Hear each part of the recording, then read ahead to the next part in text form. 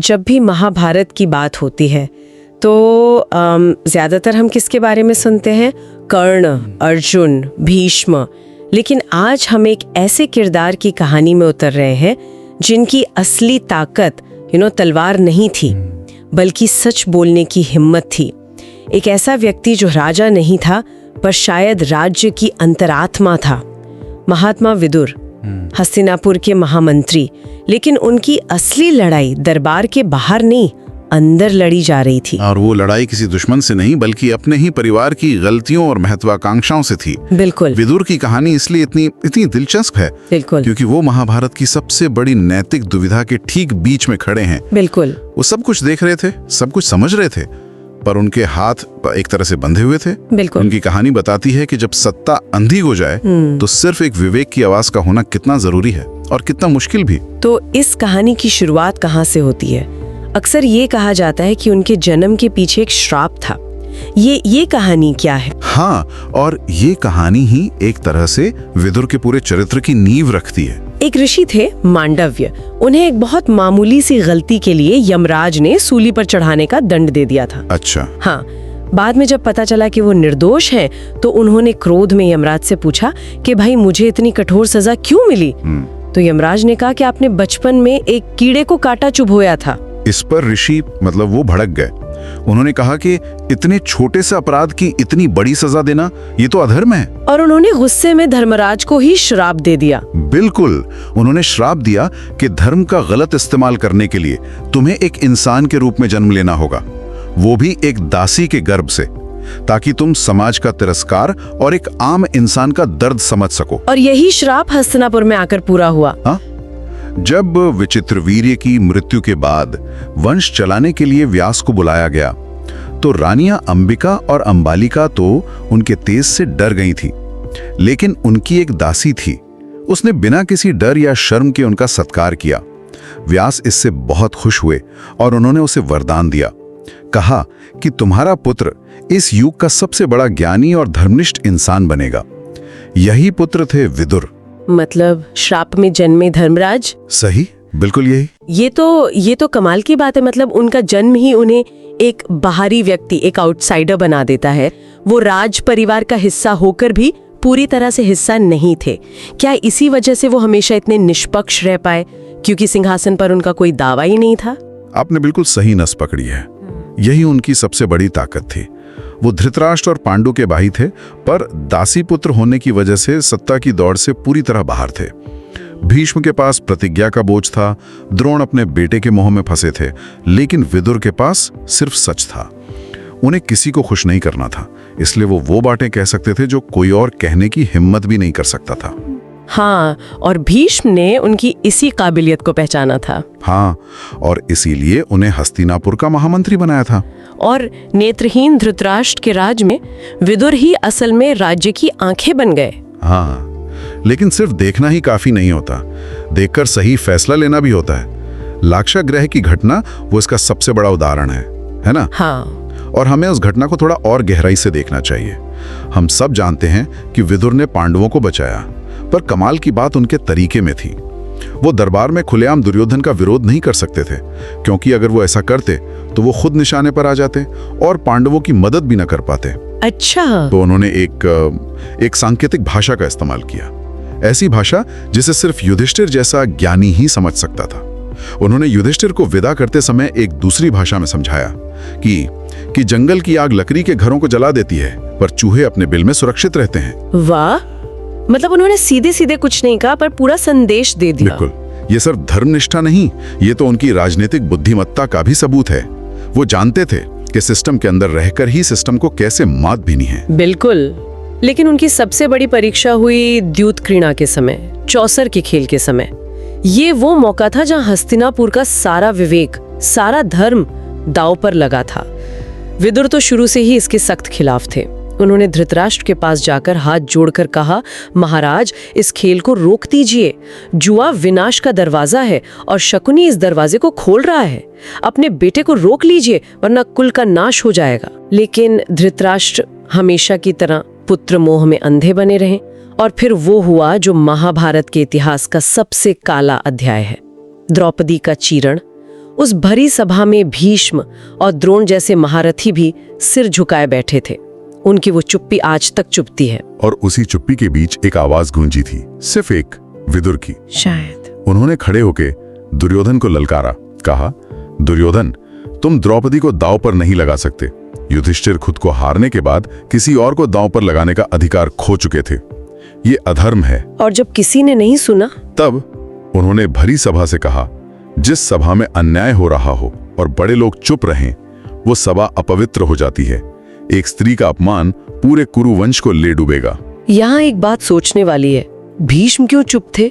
उन्हें तो इच्छा मृत्यु का वरदान था, उन्हें किसका डर था?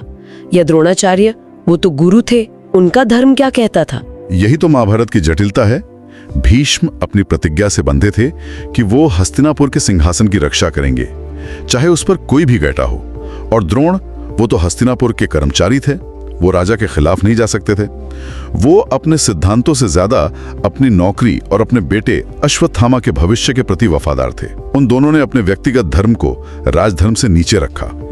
लेकिन विदुर के लिए सबसे बड़ा धर्म इंसानियत का था, विवेक का था।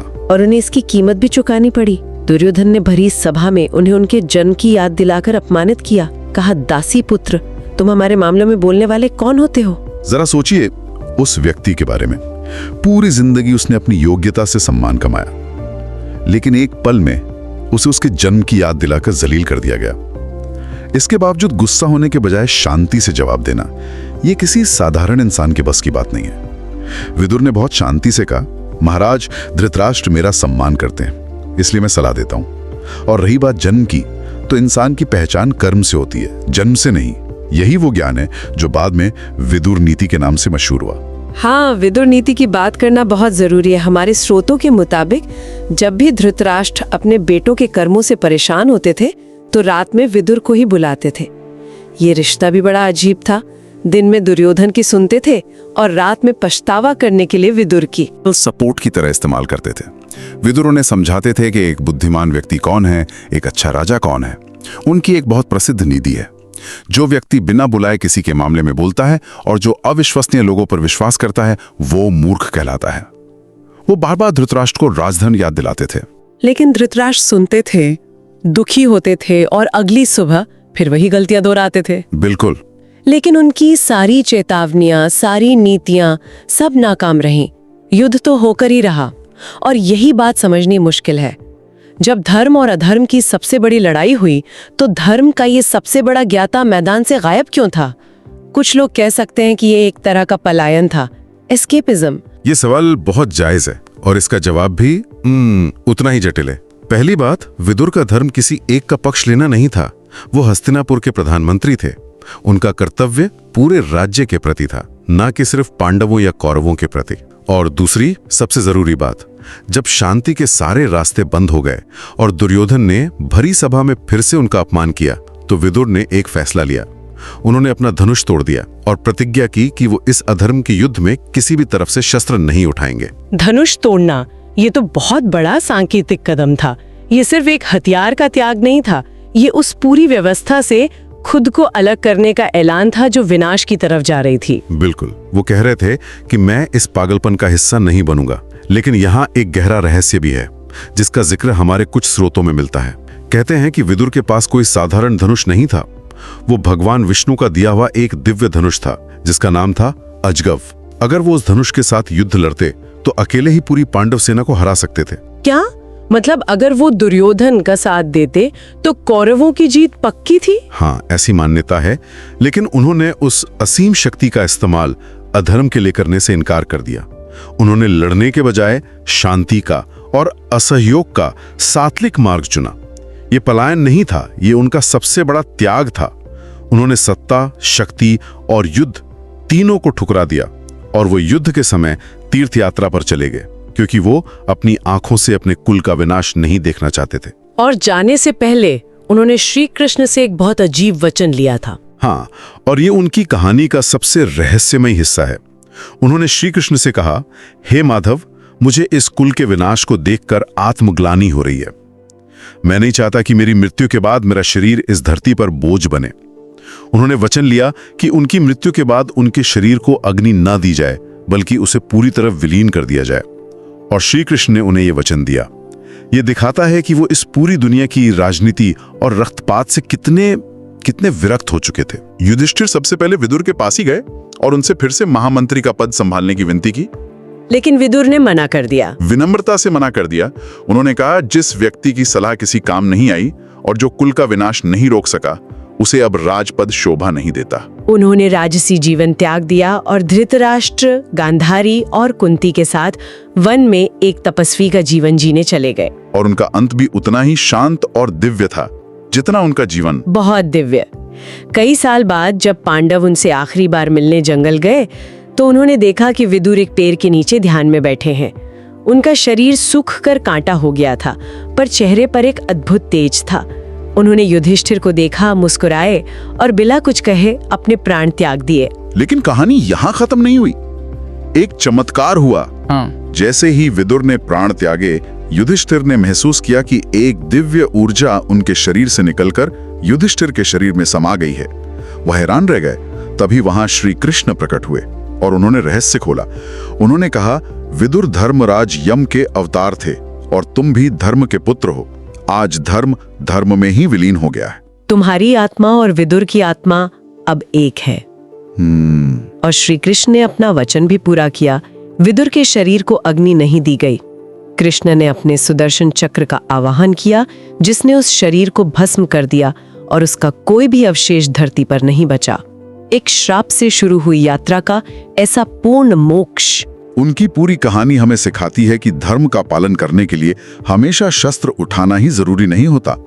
कभी-कभी सबसे बड़ा धर्मयुद्ध अन्याय के सामने चुप ना रहना, सच के लिए आवाज उठाना और जब जरूरत पड़े तो अधर्म के साथ खड़े होने से इनकार कर देना होता है। उनका युद्ध न लड़ने का फैसला ही उनका सबसे बड़ा धर्म युद्ध था। सही बात है। विदुर की कहानी वाकई में सोचने पर मजबूर करती है। वो सत्ता के केंद्र में थे, लेकिन हमेशा सत्ता से दूर रहे। उनकी आवाज सबसे बुलंद थी, लेकिन उसे अनसुना कर दिया गया। और यहाँ एक बात सोचने वाली है। विदुर का जन्म एक श्राप का नतीजा था, है ना? लेकिन क्या उस श्राप ने आखिर में दुनिया का भला किया? अगर धर्मराज यम विदुर के रूप में उस अधर्मी दरबार के बीच में न होते, जहां हर कोई सत्ता, डर या प्रतिज्ञा के कारण चुप था, तो क्या धर्म और अधर्म के बीच का फर्क इतनी सफाई से कभी सामने आ पाता? कभी-कभी जो एक व्यक्तिगत श्राप या त्रासदी लगती है, वो एक बड़े ब्रह्मांडीय उद्देश्य को पूरा करने का माध्यम भी हो सकती है। विदुर की मौजूदगी ने ही हस्तिनापुर के दरबार में विवेक की लौ को पूरी तरह बुझने नहीं दी। अगर आपको यह वीडियो अच्छी लगी हो तो कृपया लाइक, सब्सक्राइब और कमेंट करें और यह भी बताएं कि आपको अगली वीडियो किस विषय पर चाहिए। धन्यवाद।